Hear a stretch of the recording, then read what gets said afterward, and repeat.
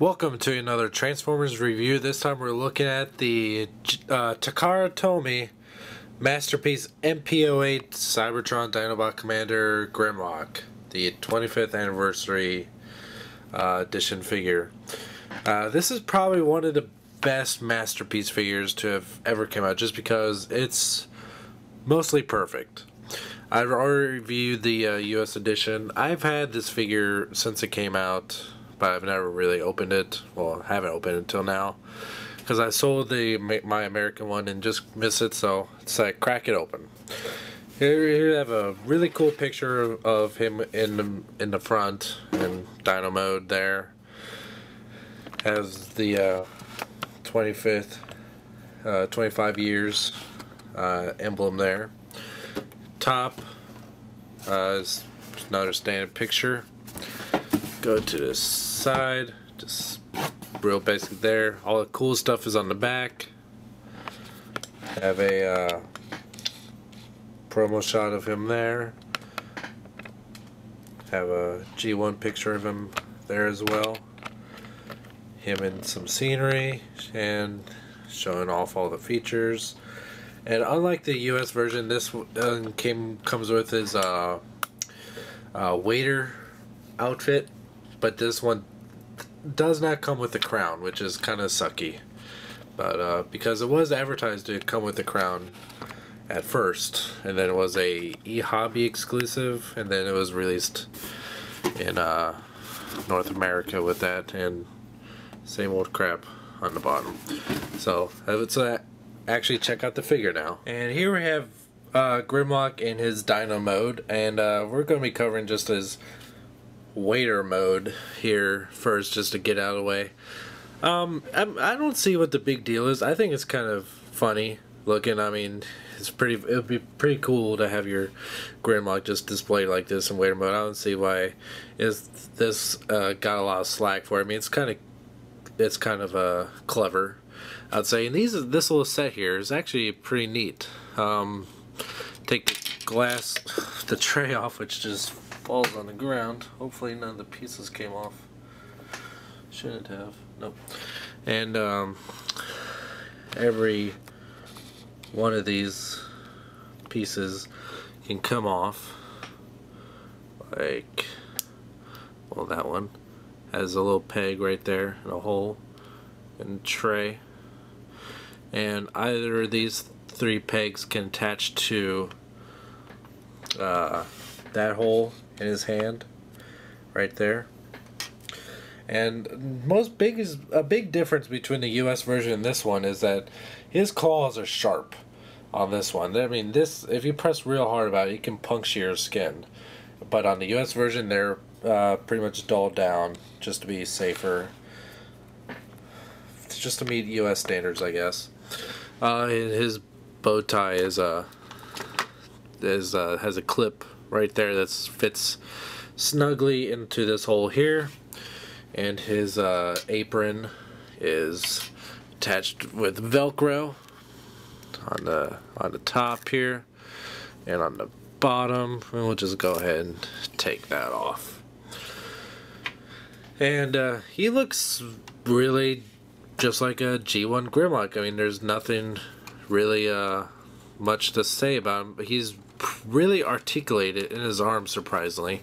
Really good ball joint in the shoulder.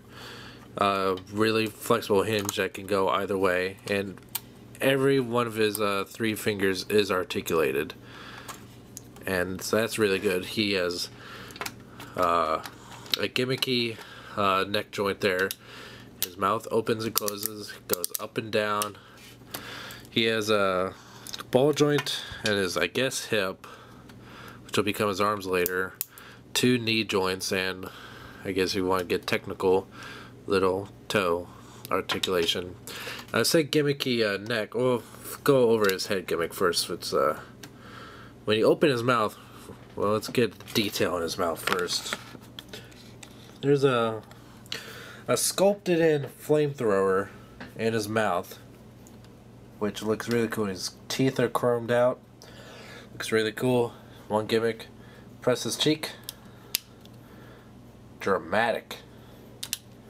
Do that again. I don't see why you can't just do that. I don't know. Seems kind of silly. But his main gimmick for Dino mode, when you kind of tilt him forward like this and lean him forward, you swivel his tail back and forth. His head shakes back and forth. And what you do, what I can best describe him as humping, his head goes up and down too. Just not very well. All in all, Dino mode here is really cool. The Autobot symbol on his chest is really clear. And all the detail inside these gold bits in his neck and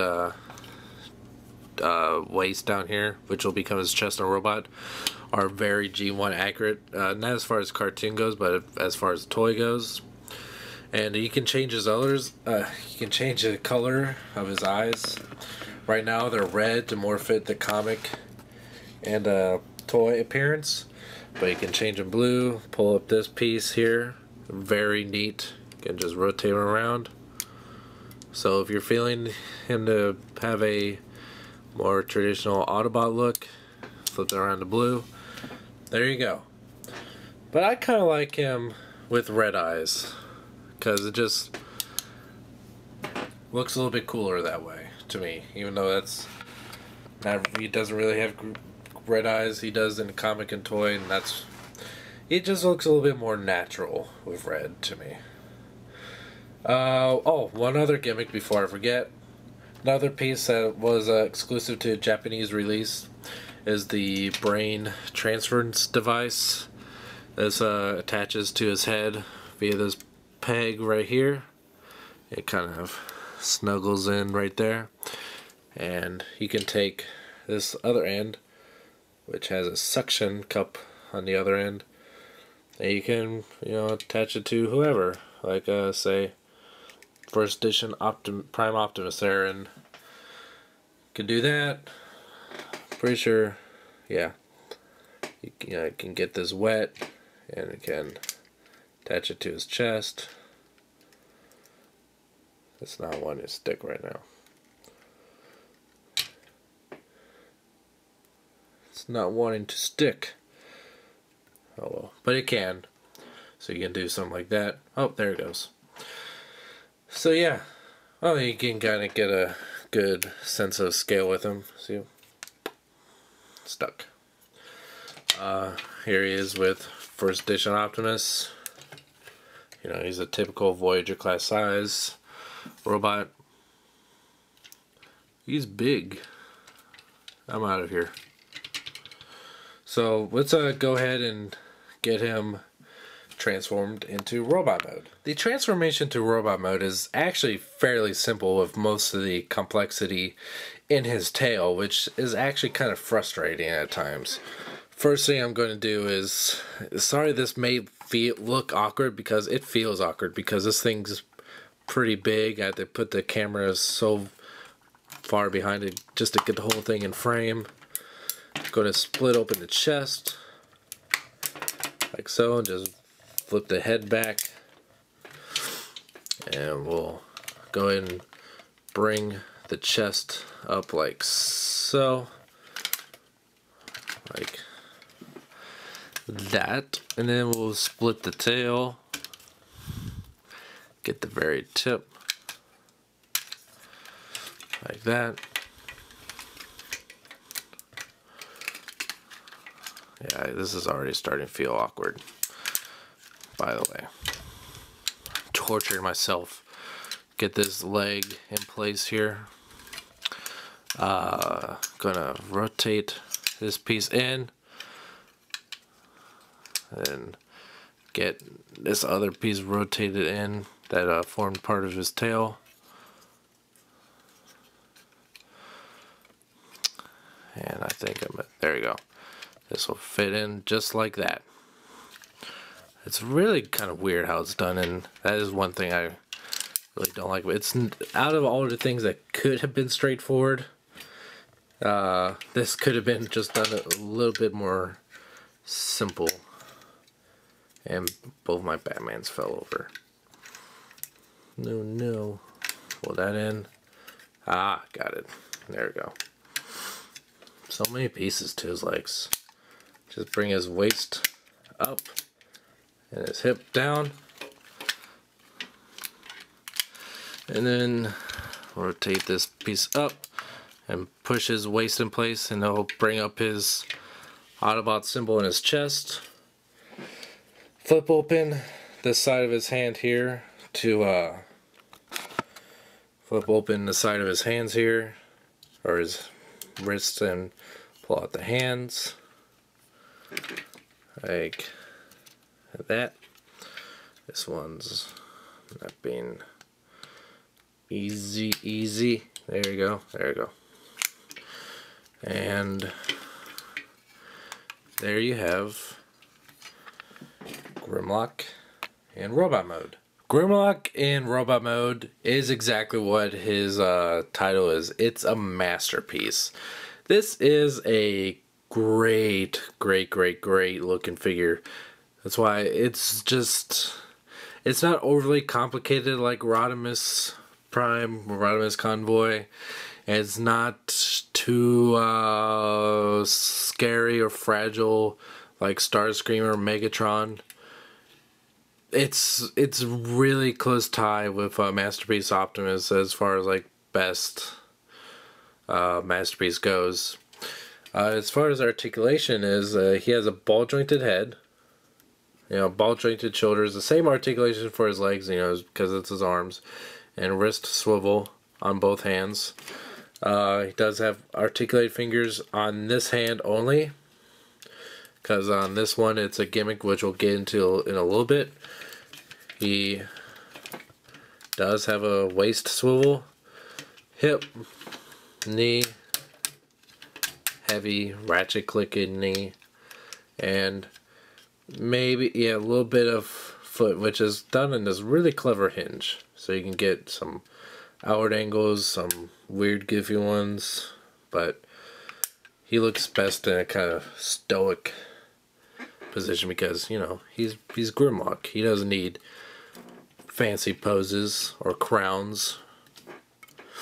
Accessories comes with a sword, which is awesome. Attached to his hand. There's a button on the back of his arm here that lights up. Doesn't look that great with all these lights on it, but we turn off just a few of the lights. Now let's try this one. See, and my kind of auto white balance kind of hit there, but you can still see it gets really bright. Looks a lot brighter in person than it does in camera here. And you can do the same thing with his gun. Pull that up, pull the trigger, fires. You can change the color of his eyes too, just like in Dino mode. But it's a little bit more simple here. There's a lever on the back of his head. Pull it down to give him blue eyes, which looks pretty cool. But of course, I think he looks best with green eyes. Or not green eyes, red eyes. Zoom out. I'll get a height comparison here with Voyager First Edition Optimus Prime. He's about the same height as, well, maybe a little bit taller in robot mode than he is in Dino mode, but not a whole lot. They're actually a pretty good scale with one another. Say, if you wanted a Grimlock to be with your Prime figures, you could get this one, but he's pretty expensive. But yeah, you could do that. Grimlock King. I agree. I really love this figure. Any version of it. I definitely recommend getting. The American one has some added paint apps which are weird. Like these, like kind of I don't even know, like these stripes here were painted on the US one. I have no idea why. It's good. There's a good chance to get some detail shots of him.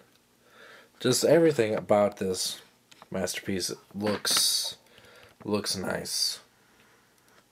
It's not overly complicated. It's not too simple either. It kind of makes up for a little bit of more simple transformation, just fun. It's a very fun toy. The only thing that really sucks about this version, Japanese one, it doesn't come with his crown. That's the only thing. So it is going to be kind of pricey to get a hold of, especially a Japanese one. But I do recommend, if you have the cash, if you want masterpieces, this would be definitely one to get. Because this is a awesome figure. Definitely worth picking them up if you have the money to do so. Alright, until next time, thanks for watching.